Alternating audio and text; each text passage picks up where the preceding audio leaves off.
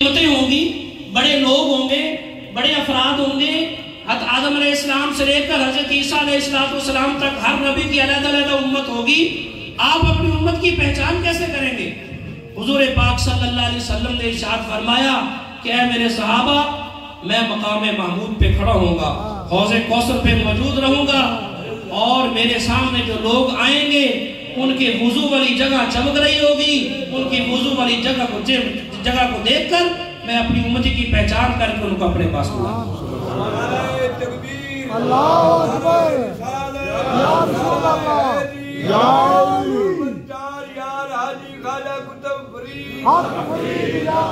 तो मेरे भाइयों, क्या आप चाहते हैं कि आपके नबी आपको क़यामत वाले दिन पहचान लें?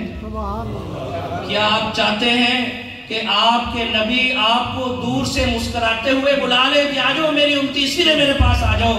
अगर आप ये चाहते हैं तो फिर ये जो दुनिया की जिंदगी है इसको नमाज के साथ जोड़ना होगा, क्योंकि वुजू वाले अज़ाब उसी के चमकेंगे जो नमाज का एहतमाम करता होगा, वही वुजू करता होगा, वो नमाजी होगा।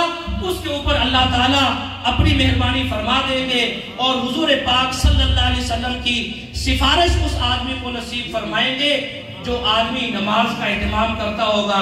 बाकी हमें मालूम है हम सारे गुनाहगार हैं, किसी का यह दावा नहीं है कि मैं बड़ा नेक हूँ, मैं बड़ा वो हूँ।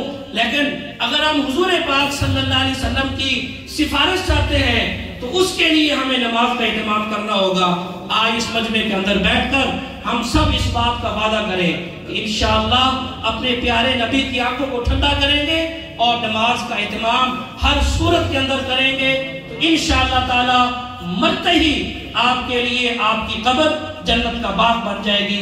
अल्लाह ताला हम सबको जो कुछ मैंने ये 2-4 बातें अर्ज की हैं आप हज़रात के सामने, इस पर अमल करने की तौफीक अता फरमाए। व आखिर दावाना अनिल हम्दुलिल्लाहि रब्बिल आलमीन।